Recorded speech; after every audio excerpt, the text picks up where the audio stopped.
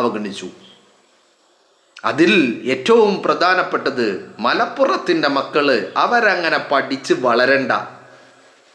മലപ്പുറത്തിൻ്റെ മക്കള് അവരങ്ങനെ പഠിച്ച് വളരണ്ട. പിണറായി വിജയൻ നോക്കിയപ്പോൾ മലപ്പുറത്തെ മക്കള് പല യൂണിവേഴ്സിറ്റികളിൽ, കേരളത്തിന് പുറത്തുള്ള യൂണിവേഴ്സിറ്റികളിൽ, രാജ്യത്തിന് പുറത്തുള്ള യൂണിവേഴ്സിറ്റികളിൽ പലയിടത്തും പല രീതിയിൽ പഠിച്ചങ്ങനെ മുന്നേറുക. അപ്പം പിണറായി വിജയനെ എങ്ങനെ ചിന്തിച്ചിട്ടും നോ, വിട്ടുകൊടുക്കരുത്. മാക്സിമം ദ്രോഹിക്കണം. 10ാം ക്ലാസ് പാസ്സായി വരുന്ന പിള്ളേർക്ക്, കുട്ടികൾക്ക് പഠിക്കാൻ, തുടർ വിദ്യാഭ്യാസത്തിന് എന്ന് പറഞ്ഞാൽ പ്രാഥമിക വിദ്യാഭ്യാസമാണ്, ഹയർ എഡ്യൂക്കേഷൻ അല്ല. പ്രാഥമിക വിദ്യാഭ്യാസം +1ഉം +2ഉം സീറ്റില്ല. കാരണം അത് കഴിഞ്ഞാലേ ഇനി അടുത്തതിലേക്ക് പോകണമെങ്കിൽ ഇത് കഴിയണം. 10ാം ക്ലാസ് കഴിഞ്ഞ് നേരെ ഡിഗ്രിക്ക് പോയി ചേരാൻ പറ്റില്ലല്ലോ, ഇത് കഴിയണം. സീറ്റില്ല.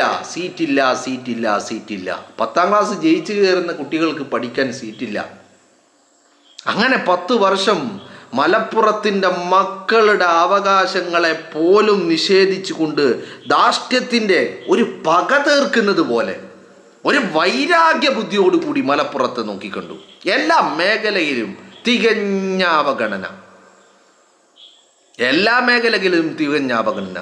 അങ്ങനെ അവഗണിച്ച് 10 വർഷക്കാലം പിണറായി വിജയൻ ഇറക്കി ജനം.